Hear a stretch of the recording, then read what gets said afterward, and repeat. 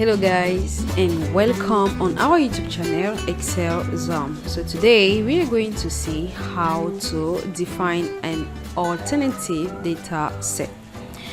Now it can happen that sometimes you guys are working on a group of data, especially if you work for a company or a large company like in an industry or a shop, and you at the end you wish to perform some calculations on the data that you have. So it is possible for you guys to actually create formulas that generate totals, that find averages, or that sort the rows in a worksheet based on the content of one or more columns. Now, for the essence of this video, we are going to see also how to define this alternative data set. Now, for it to be done, obviously we are first going to calculate the total price, because I came out with a multiple or a group of data that we are going to use for the essence of this video. So we are going to have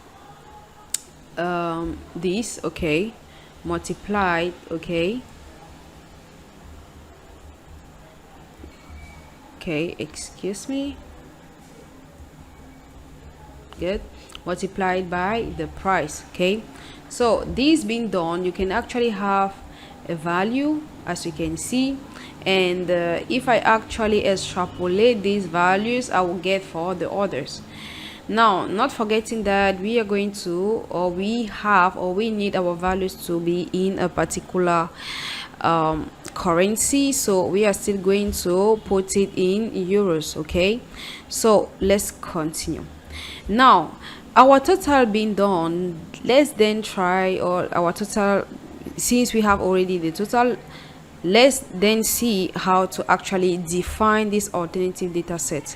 So for it to be done, take note that the main tab in which you have to work with is the data tab, and in the data tab you are going to see in the forecast group.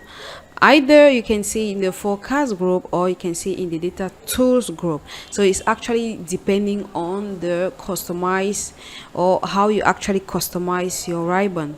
Now in the forecast group, you're going to see the what if analysis. Okay, so let's then click on what if analysis and select the scenario manager. Now, upon selecting the scenario manager dialog box will appear, and since we want to actually define our own alternative data set, we are going to click on add. Now, upon clicking on add, you can actually name, or you can actually name your okay, you can actually name the scenario. So let's name our scenario to be week 1. Okay, this being done, let's then try to select a particular cell. Okay, good. So this being done, let's then try to select a particular cell. Let's say cell C5 or cell 4. Okay, good.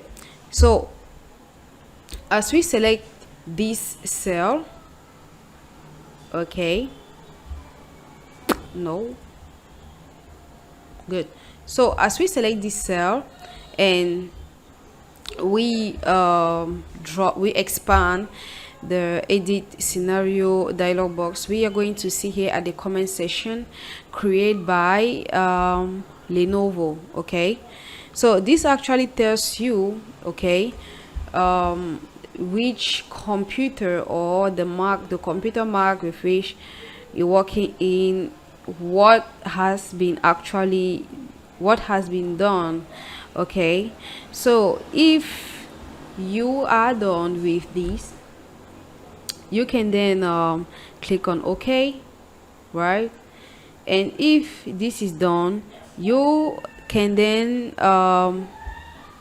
go at the level still of the what if, and then you define the scenario.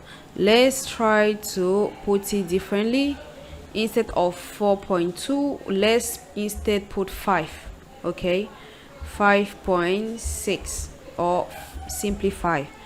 And if we click on OK,